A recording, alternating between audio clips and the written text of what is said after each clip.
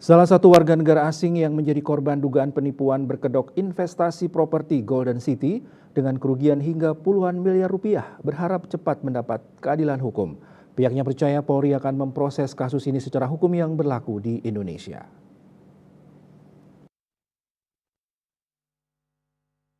Kepolisian daerah Bali terus mendalami kasus dugaan penipuan berkedok investasi properti Golden City dengan total kerugian finansial sebesar 7,5 miliar rupiah yang menimpa korban warga negara asing asal Amerika, Christopher Stephen Smith. Korban mengaku ditipu oleh dua orang, satu diantaranya adalah warga negara asing WNA. Modus penipuan yakni investasi properti di Sumbawa, Nusa Tenggara Barat.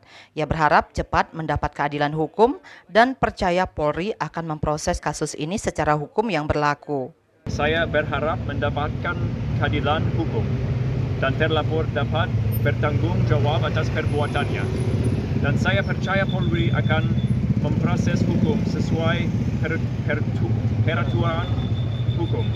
Sementara itu, kuasa hukum korban Reinhard R. Silaban dari kantor melekat hukum Lovim mengatakan pihaknya telah melaporkan satu WNI dan satu WNA terduga pelaku berinisial BS dan YB ke Polda Bali pada 28 Juli 2023 lalu. Namun sampai saat ini belum ada ditetapkan sebagai tersangka. Di samping itu pihaknya juga mempertanyakan pernyataan terduga pelaku, yakni ada korupsi yang terjadi dengan jumlah uang yang tepat. Mereka dapat mempengaruhi segala sesuatu. Di mana statement menerangkan bahwa Tuhan memberkati Indonesia, tapi kadang-kadang hal ini menjadi agak aneh. Saya tahu bahwa kita sedang dicatat sehingga saya tidak ingin mendapatkan masalah dengan pemerintah Indonesia. Tetapi ada korupsi yang terjadi dengan jumlah uang yang tepat, mereka dapat mempengaruhi segala sesuatu. Yang dapat mempengaruhi segala sesuatu dengan jumlah uang yang tepat itu siapa? Tanpa merinci, tanpa menjelaskan mereka itu siapa.